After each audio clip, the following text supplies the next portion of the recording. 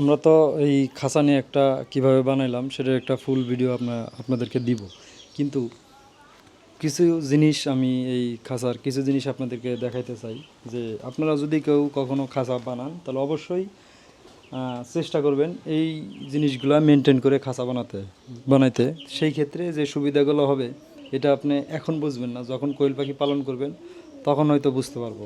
তা আমিও যেহেতু নতুন, আমার কাছে মনে হচ্ছে যে জিনিসটা হাইলাইট করার প্রয়োজন বা জন্য ঠিক আছে এবং কোয়েল পাখি সুস্থ সবল থাকার জন্য এটা পারফেক্ট, সেটা আপনাদেরকে একটু জানাই। তো এখানে আমার ভুলভ্রান্তি থাকতে পারে, সেটা ক্ষমাস্বরূপ দৃষ্টিতে দেখবেন।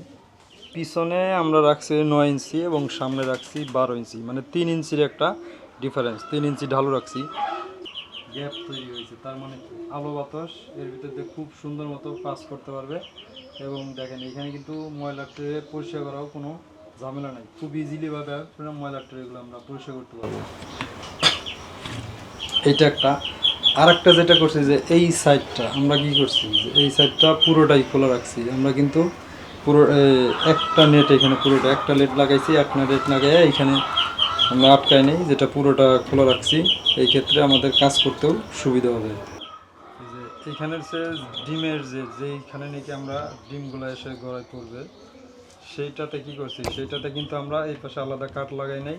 কাঠ না লাগাই আমরা এই যে নেটটাকে একটু বাড়তে রাখছি, বাড়তে রেখে এইটাকে একটু নিচে করে দিচ্ছি। তার মানে কি যে আমাদের এখানে আর বাড়তি কাঠের প্রয়োজন হয় নাই।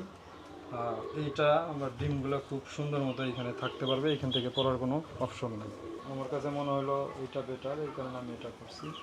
চাইলে আপনারা করতে পারেন। এখন আসি আমরা যে খরচের বিষয়টা, এখানে কত টাকা আমার খরচ হলো। এখানে আমার টোটাল কাঠ আর নেট এবং এই যে যে তার কাটা, এই সব কিছুতে আমার খরচ হয়েছে টোটাল 4,950 টাকা। এবং এই বাদে খরচ হয়েছে যেটা যে পাইপ পাইপ আর হলো আমরা এই যে ট্রে, এই ট্রেতে পাইপ আর ট্রেতে খরচ হয়েছে আমার হলো প্রায় 3400 টাকা। তাহলে সব মিলাইয়া আমার একবার ফুল কমপ্লিট ময়লার ট্রে, খাবার ট্রে, A to Z সব কমপ্লিট করে আমার তাহলে খরচ দাঁড়াইলো প্রায় আপনার 8,200 টাকা।